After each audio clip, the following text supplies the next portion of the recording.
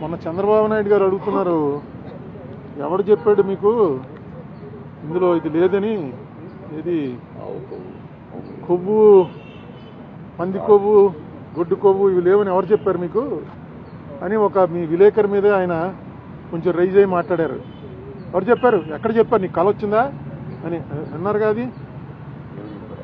ఇదిగో వాళ్ళు వేసినటువంటి సిట్ రిపోర్ట్లో 20వ పేజీలో ఏమైనా ఎంత క్లియర్గా ఉంటే ఎందుచేత చంద్రబాబు నాయుడు గారికి వాళ్ళు ఇచ్చే ఫీడింగ్ సరిగ్గా ఇవ్వలేదో నాకు అర్థం లేదు.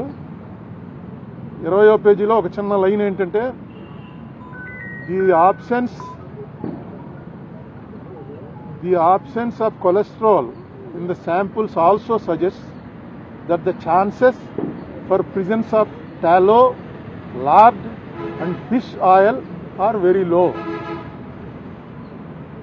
లేవు అని ఎప్పుడు ఇవ్వరు, వెరీ లో అంటే లేనట్టే లెక్క.